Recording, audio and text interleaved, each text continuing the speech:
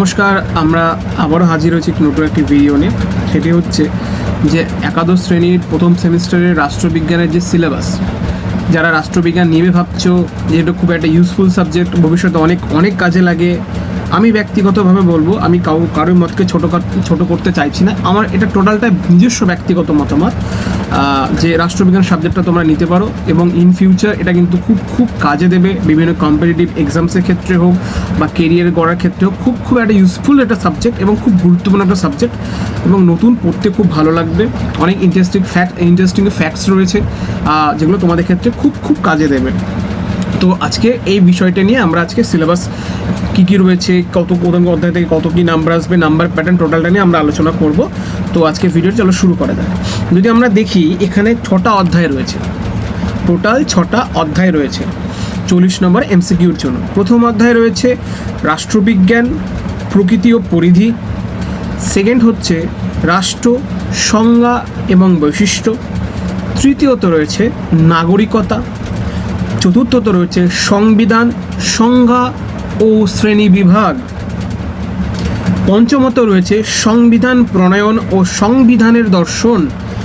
ষষ্ঠত রয়েছে ভারতীয় সংবিধানের প্রধান বৈশিষ্ট্যসমূহ। অর্থাৎ এই 6টা অধ্যায় রয়েছে, তোমাদেরকে পড়তে হবে।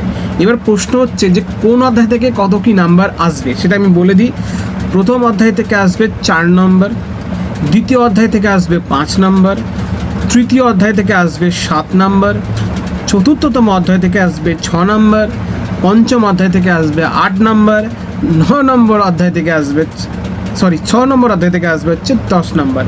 অর্থাৎ প্রথম থেকে 4, দ্বিতীয় থেকে 5, তৃতীয় থেকে 7, চতুর্থ থেকে 6, 5 নম্বর থেকে 8, 6 নম্বর থেকে 10। এইটা হচ্ছে তোমার টোটালটাই হচ্ছে সিলেবাস এবং তার নাম্বার প্যাটার্ন। ঠিক আছে, তো এইভাবে তোমাদের কিন্তু সমস্ত প্রশ্নের উত্তর আসবে এবং আমি বলবো যে প্রত্যেকটা অধ্যায়ের সঙ্গে সঙ্গে তোমরা টেক্সটটা অবশ্যই পড়বে, কারণ এটা কিন্তু খুব ইউজফুল। শুধু এই বিষয়টা নয়, আমি এটা টোটালটাই আমার ব্যক্তিগত মতামত, প্রত্যেকটা বিষয়ের টেক্সটগুলো পারলে অবশ্যই পড়বে, কারণ তাহলে তোমাদের কিন্তু এমসিকিউর ক্ষেত্রে বিরাট একটা সুবিধা হবে। তো সবাইকে বলবো যে যারা নতুন আছো তারা চ্যানেলটায় গিয়ে একটু সাবস্ক্রাইব করে দিও, বন্ধুর সঙ্গে শেয়ার করো, কমেন্ট করো। তোমাদের যদি কোনো মতামত থাকে অবশ্যই আমাকে বলো এবং আমাদের চ্যানেলে কমেন্ট করো। আমরা অবশ্যই সেটাকে খুব গুরুত্বপূর্ণ সহযোগে দেখব, কারণ তোমরা প্রত্যেকে আমাদের পরিবারের অংশ। সবাই ভালো থেকো এবং অল দ্য বেস্ট। আগে থেকে জানিয়ে রাখছি রেজাল্টের জন্য সবারই ফলাফল খুব মনের মতো হোক।